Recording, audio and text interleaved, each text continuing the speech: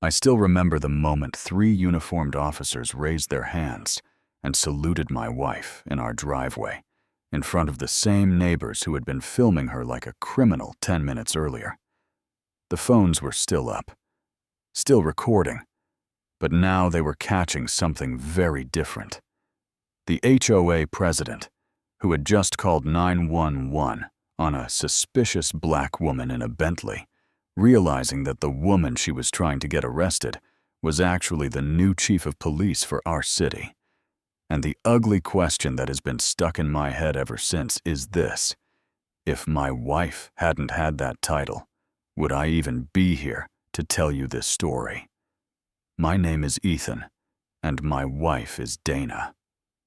We moved into this picture-perfect HOA-controlled neighborhood called Silver Oaks Landing about 3 weeks before everything went down. If you've ever driven through one of these places, you know the vibe. Brick entry sign, matching mailboxes, lawns that look like they get haircuts more often than their owners, and a community Facebook group with arguments about the approved shade of beige for your front door. On paper, it was everything we had been working toward for years. I'm an architect, mostly public projects, parks, playgrounds, stuff that's supposed to make a city feel a little more human. Dana's a cop, or that's how she started. She fought for every step from patrol to detective to captain, and then 3 weeks before we closed on the house, the city manager sat her down and offered her the job. Chief of police, first black woman to ever hold that position in Fairview. She didn't cry in that office. She kept it together like she always does. But as soon as the car doors closed in the parking lot, she just folded into my chest and laughed and cried at the same time. You know what I mean when years of grinding finally tilt in your favor for once. That promotion came with a lot of pressure, a lot of late nights. And one thing she did, just for herself, she ordered the car she'd been saving for since before we even got married. A black Bentley Continental, the kind of car you usually only see in front of downtown hotels, the kind that makes people do a double take and then check if they recognize whoever steps out of it. Every bonus, every overtime shift, every promotion, she put a little extra in a someday account, and that someday finally showed up. People love to say, "Must be nice," when they see it. Yeah, it is nice. It's also paid for in years of graveyard shifts and scenes she still has nightmares about. I grew up on the other side of Fairview, the side where cars don't purr, they cough. And if your house had grass at all, it was mostly weeds. I was the kid teachers wrote off the one. The mall security guard always randomly checked, the one neighbors locked their car doors around. So when I tell you I recognize the look of someone deciding you don't belong somewhere, I mean it's like déjà vu in my bones. I just didn't expect to feel that same familiar burn in a cul-de-sac with fresh asphalt and decorative street lamps. That Saturday started out obnoxiously perfect. Light through the blinds, coffee just right. Boxes finally starting to disappear from the living room. Dana had to be at City Hall early for some last-minute paperwork before her official announcement as chief the next week, so she left before 8. I stayed back in sweatpants sketching some ideas for a riverside playground project on the kitchen table, feeling like, okay, maybe we really made it. Maybe this is what stability feels like.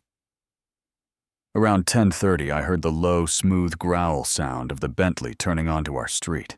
It still made me grin like an idiot. I set my pencil down and walked out onto the porch, just to watch her pull in. There's something about seeing your partner roll up in a dream they built for themselves that never really stops hitting you. From the corner of my eye, I saw movement. And that's when she appeared, my first real-life encounter with our HOA president. Though I didn't know exactly who she was yet. White visor, white tennis skirt, white top, even white sneakers, like the human embodiment of a country club. She stepped off her manicured lawn and into the street with purpose. Phone in one hand, the other hand chopping through the air like she was directing traffic. She planted herself almost dead center in front of our driveway, and my stomach did that little drop. You know when you can just feel that someone isn't coming over to say, "Hi, welcome to the neighborhood." Donna eased the car into the driveway anyway, gave the engine a second to settle, then turned it off. She didn't jump right out. She stayed there for a breath, hands on the wheel shoulders, rising and falling once that slow, controlled inhale she does when she's walking into something she can't walk around. She opened the door and climbed out, just jeans and a gray t-shirt. Hair pulled back in a ponytail. Nothing flashy. Nothing that said, "This woman is the most powerful cop in the city. Just my wife coming home. The tennis lady beat her to a good morning." "Excuse me," she snapped loud enough that it bounced off 3 houses. "Who gave you permission to park here?" Dana blinked once, almost like she needed to make sure she heard right. "Good morning," she said, and her voice was so even it almost made the question sound more ridiculous. "This is my driveway. My husband and I bought this house 3 weeks ago." The woman's eyes flicked over Dana from head to toe, not in a curious way. Not like, "Oh, new neighbor," more like she was scanning an item that got delivered to the wrong address. "This is the Thompsons' residence," she announced. "They've lived here 15 years. I'm Brenda Caraway, the HOA president, and I know every family in Silver Oaks Landing.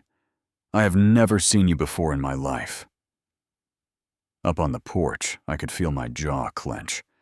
We'd gotten a welcome packet with her name on what felt like 12 pages. Message from the president, rules from the president, contacts, all that. I'd pictured someone firm and maybe a little pushy, the type who cared way too much about recycling bins being visible. But this tone was something else. Dana kept her body language loose. "The Thompsons sold their house," she said. "Closing was 3 weeks ago. My name is Dana Cole. My husband is inside. We've been moving in slowly because we're both working long hours." Brenda's gaze slid from Dana to the Bentley and back again. Her mouth tightened. "And I'm supposed to believe you own this house and that car," she said, pointing at the Bentley like it had offended her personally. "This is a high-value neighborhood. We have standards. People don't just show up in a 6-figure vehicle and claim a house like it's nothing." I wish I could tell you I'm exaggerating the way she said people, but I'm really not. I heard it like a slap from the porch. Dana reached into her back pocket, pulled out her phone, swiped to her photos, and held the screen out. "These are copies of our closing documents," she said. "You can see our names, the address, the date. If you'd like, I can send them to the HOA board, or to you." Brenda didn't even glance at the phone. She made this dismissive little flick of her fingers. "Documents can be forged," she said. "I've read all about scams like this. People targeting nice neighborhoods trying to sneak into places they don't belong." And there it was. Belong. My hand tightened on the porch railing so hard I heard it creak. Dana's fingers flexed around her phone, just once, then relaxed. "What exactly are you accusing me of, Mrs. Caraway?" she asked. Her tone stayed polite, but it got quieter, denser somehow, like a storm cloud pulling in. "I'm not accusing you of anything," Brenda answered in the exact voice people use right before they absolutely accuse you of everything. "I'm protecting this community. It's my responsibility as HOA president to verify that everyone here belongs." While she talked, the neighborhood started to materialize like we were in a play. And this was the scene where all the extras wander on. A guy walking a golden retriever slowed down and stopped at the corner. Blinds twitched. A woman across the street opened her front door and leaned in the frame like she just happened to be there. No mail in her hand. Nothing. Just eyes. I felt Dana's gaze flick up toward me, just a quick flash, a question. "Do you want to come down?" And I gave the smallest shake of my head. Not yet. She's been dealing with people like this for a long time. "My car is registered to me," Dana said. "My name is on the deed. If you'd like, I can also get my city ID. I'm a public employee." Brenda let out a sharp little laugh. "Sure you are," she said. "Next, you'll tell me you're a judge or something." She pulled her phone up like a shield and started dialing. "I'm calling my husband," she announced to the crowd. "He's a real estate attorney. He'll know exactly what to do about this situation." Donna didn't flinch. She walked around to the driver's side, opened the glove compartment, and pulled out a neat labeled folder. I had watched her slide those papers in there the day we brought the car home. She carried the folder over, held it out with both hands. "These are the registration papers for the car," she said. "You'll see the vehicle is registered to Dana Cole. That's me, purchased last week from Fairview Luxury Motors. I can also get the hard copies of our closing documents from inside the house." Brenda snatched the folder, flipped through it so fast she couldn't have been reading anything. A guy in a golf shirt, Tom from 3 doors down, I found out later, leaned over, looked more carefully, and nodded. "Looks official," he said. "State Seal's right signatures look legit. Notarization is correct." Brenda shot him a look that could have curdled milk.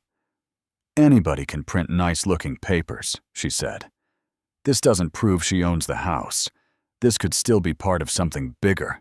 Then she turned her body slightly so she was facing both Dana and the crowd that had drifted closer, and raised her voice half a notch. "This is exactly how organized crime works," she said. "They buy fancy cars with dirty money. They forge documents, they move into nice neighborhoods to launder it. We cannot be naive about this, not in Silver Oaks." The anger hit me then, like somebody dumped boiling water straight into my chest. My wife, who had spent her entire adult life pulling guns off the street, knocking on doors, in the worst parts of this city, sitting with moms who just lost their kids to gang nonsense, was being called organized crime because she had the wrong skin color, in the wrong car, in the wrong driveway. Donna's right hand twitched toward her hip, muscle memory where her duty weapon would be if she were in uniform, then stopped.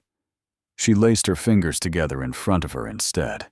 Her eyes did a slow scan of the crowd, cataloging faces' positions, who had phones up, who looked like they might jump in, like she was doing a threat assessment in real time.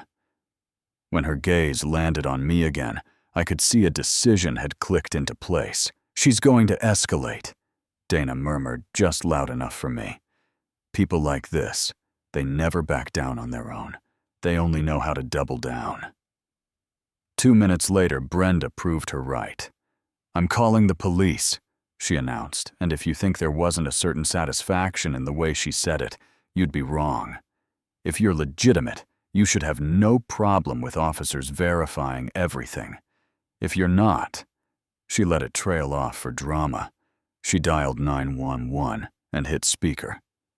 911, what's your emergency?" "Yes, this is Brenda Caraway, HOA president of Silver Oaks Landing," she said, loading that title like she was racking a shotgun. "We have a black female here in a Bentley that I believe is stolen. She is trespassing at the Thompsons' home and refusing to leave, and she's becoming aggressive when questioned." I saw Dana's eyebrow go up at aggressive, because up to that moment the most aggressive thing she'd done was breathe. The dispatcher went through the usual questions, asked if anyone was in immediate danger. "Not yet," Brenda said, "but I'm concerned it could escalate. We need officers out here as soon as possible." When the call ended, Brenda turned and stared at Dana like she'd already won. "Officers will be here in 15 minutes, she announced to the crowd. "If you leave now, maybe they'll go easier on you." Donna walked back to the porch steps and sat down next to me, set her phone on her knee, angled just enough to catch Brenda and as much of the crowd as possible on video. "When the officers get here," she said quietly, "I need you to do exactly what I say. If I tell you to step back, you step back. If I tell you to go inside, you go inside. No arguing. Got it?" I hated that we were even having that conversation in our own doorway. But yeah, I got it. Those 12 minutes felt like an hour. The neighborhood settled into this weird holding pattern, people pretending to go about their morning but not going very far. A couple of cars slowed as they drove past, saw the tension, and decided to keep moving. Harper, the red-headed teenage girl from down the block, stood with her arms crossed, chewing her lip, clearly uncomfortable. Brenda kept pacing with her phone in her hand, occasionally typing, occasionally glancing at Dana, with that same mix of suspicion and self-righteousness. Then the sirens got close and cut off, and 2 patrol cars turned into Silver Oak's lights flashing. They parked at angles that blocked most of our street. Standard "this might go bad" positioning. A young white officer and a black female officer got out, hands near their belts, scanning everything. Brenda rushed toward them, like some kind of overexcited tour guide. "Officers, thank God you're here," she said, pointing back at Dana and the car.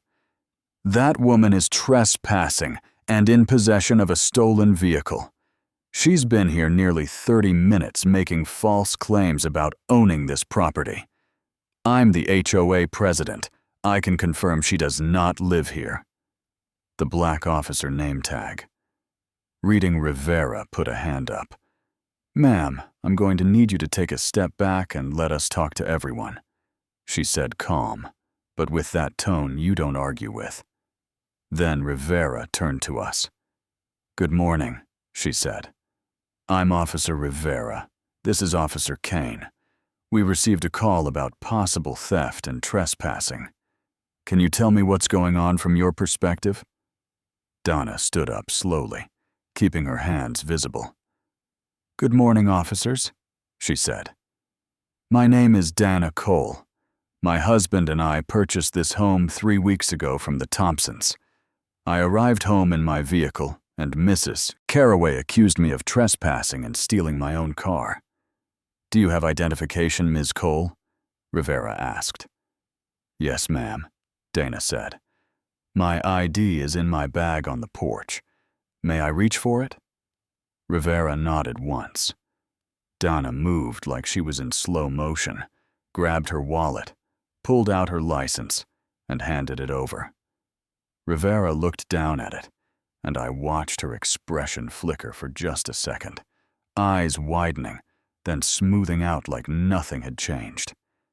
She passed the license to Kane, asked Dana for the house documents and car registration too, and Dana handed over the same folder Brenda had ignored.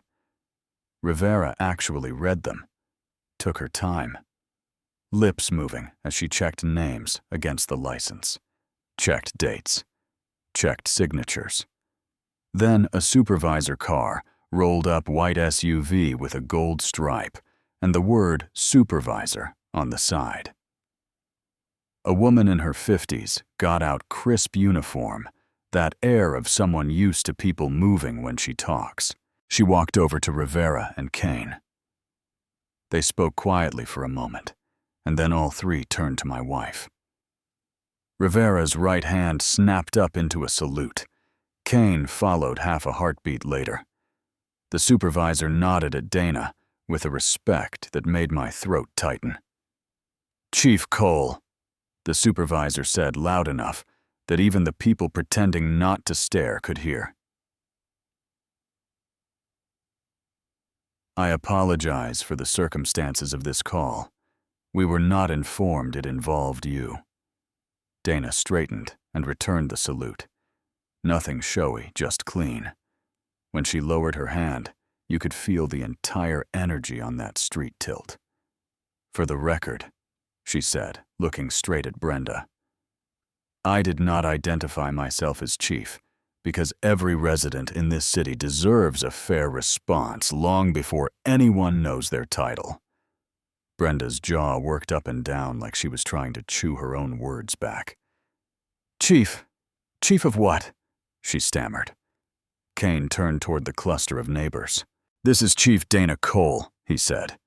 She was appointed chief of police for the city of Fairview 3 weeks ago.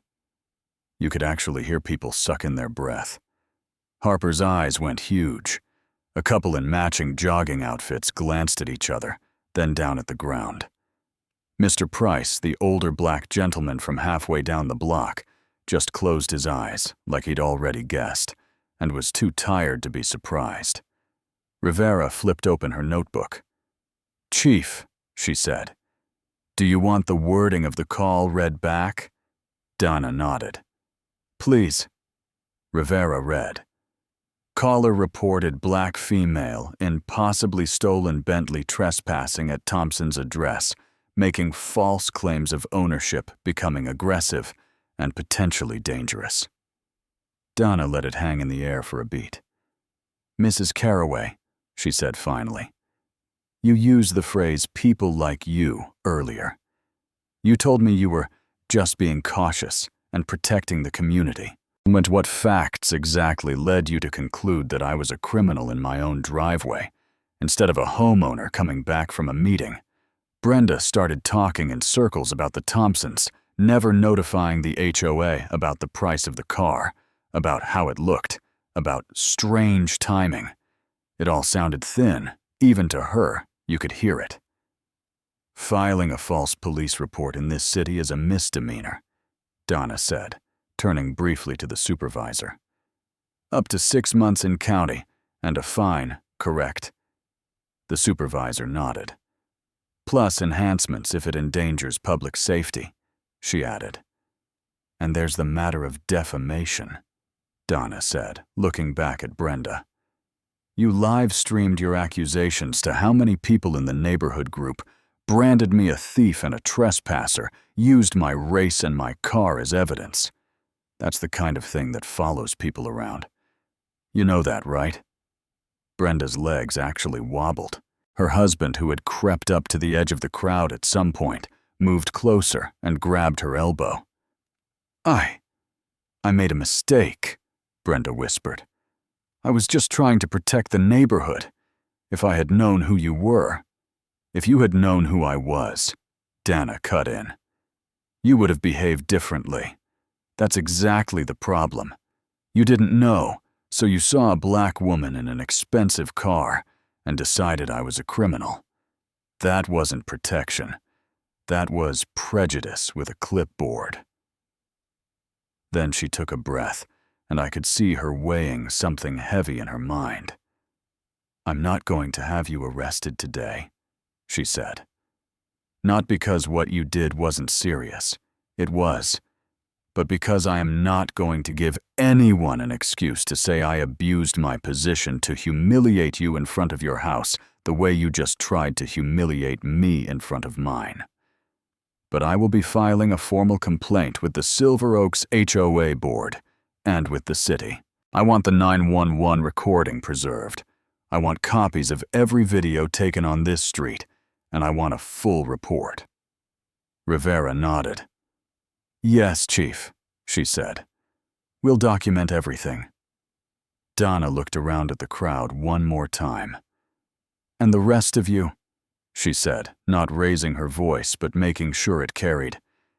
You might want to think about what you did and didn't do today, who you believed, who you stood next to, because I'm the chief, and this still could have gone another way if the wrong officer showed up on the wrong day. Imagine if I were just Dana Homeowner, no badge, no title. Think about that next time you see someone in a driveway who doesn't fit your picture of who belongs there. Then she turned to me, some of that steel in her shoulders, melting when she met my eyes. Let's go inside, she said softly. And we did. We walked back into the house we had worked our whole lives for, while our neighbors parted like we were radioactive.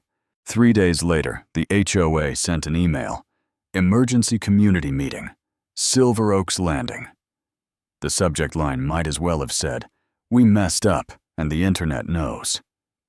The video of Brenda calling 911 on my wife had made the rounds. First the neighborhood group, then someone's cousin posted it on TikTok, then a local reporter picked it up. The caption was brutal in its simplicity. HOA president calls cops on new police chief in her own driveway. Donna didn't go to the meeting for obvious reasons. "I can't be the chief in the front row while they decide what to do," she said. "That's pressure whether I want it to be or not.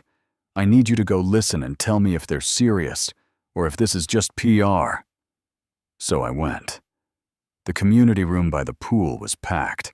Folding chairs, people standing in the back, that tight humming silence you get when everyone knows something real is about to happen. At the front, 5 board members sat behind a long plastic table. Brenda was not among them. She was in the front row of the audience instead, next to her husband. Hair pulled back. No visor, no tennis outfit, just a plain blouse, and a woman who looked like she hadn't slept in 3 days. The board president, a guy named Tom Archer, opened the meeting. He laid out what happened in simple terms. No fancy language. No misunderstandings. Just our HOA president called the police on a black woman who turned out to be the chief of police in her own driveway, based on nothing but assumptions. He gave Brenda the floor. She stood up, hands shaking, and read a statement off a piece of paper about poor judgment and overreacting and never intending harm. If intentions fixed bruises, the world would have a lot fewer scars. When she finished, it was quiet. Then Mr. Price stood up in the middle of the room without being called on, like he'd been waiting decades for this exact moment. "My name is Darnell Price," he said, voice steady but heavy. "I've lived in Silver Oaks 38 years, long enough to know this isn't the first time something like this has happened. Just the first time it made the news." He turned to face Brenda. "You didn't make a mistake," he said. "You made a choice. I've had cops called on me for trimming my own hedges. I've had neighbors ask which house I was fixing when I was carrying groceries into my own. Every time they say the same thing you just said, I was just being cautious. Caution doesn't sound like black female in stolen Bentley aggressive and dangerous. That sounds like fear and bias and a whole lot of things you don't want to say out loud." You could have heard a pin drop. Then Harper stood up in the back, voice shaking but determined. "I'm Harper," she said. "I was there Saturday. I watched Mrs. Carraway accuse Chief Cole of stealing her own car. I heard her call 911 and say she was aggressive. I knew it was wrong. I started to say something and she snapped at me and I shut up. I'm sorry for what she did, but I'm also sorry for what I didn't do. I stood there with my phone out like I was watching a show instead of somebody's life." One by one, people started speaking like someone had cracked a dam. A Latina woman talked about being asked who she cleaned for when she first moved in. A guy admitted he'd shared Brenda's live stream with a snarky caption before he found out who Dana was. Another neighbor quietly said this wasn't the first time Brenda had gone hard on a new family that didn't fit the usual mold. Finally, Tom raised a hand. "We're going to vote," he said. "The motion is to remove Mrs. Carraway from her position as HOA president, effective immediately." He asked for hands. I counted without even meaning to. 35 hands up, 5 down. "The motion passes," he said. Just like that, the woman who had tried to weaponize a whole system against my wife lost the tiny crown she thought made her queen of the cul-de-sac. Before she could leave, Tom added that the board would be implementing mandatory bias training for board members, rewriting the rules around calling law enforcement on residents, and forming an advisory group that actually reflected the diversity of the people who live there. It wasn't a parade. It wasn't perfect justice, but it was something. When I got home and told Dana how it went, she listened quietly, then just nodded. "It's a start," she said. "Not enough, but a start. The question is what they do when nobody is watching, when there's no viral video hanging over them." Then she asked me the same question that's been ringing in my head ever since. If I hadn't been chief, if I had just been me without the badge, how do you think that Saturday ends? I didn't have an answer, and that silence between us said more than any speech ever could. So I'm going to turn that question on you, since you've stayed with me all the way to the end. If you were standing on that street with your coffee in your hand and your phone in your pocket watching your HOA president call 911 on a neighbor because she didn't look like she belonged, what would you really have done? Not what you hope you'd do, but what you right now would probably do. Would you stay quiet? Film it for later? Back the familiar face, or walk over and say, "Hey, she said this is her house. Maybe we should slow down." And if you've ever been on the other side of it, the one who got questioned followed reported because you were in the wrong neighborhood, or car, or skin. Tell me what happened, and how it changed the way you look at people like Brenda, people like those neighbors, even people like me. Drop your thoughts in the comments. Argue with me if you want. Call it justice. Call it not enough. Call it whatever you think it is. I'll be reading. And my guess is a lot of other folks who quietly recognize themselves in this story will be too.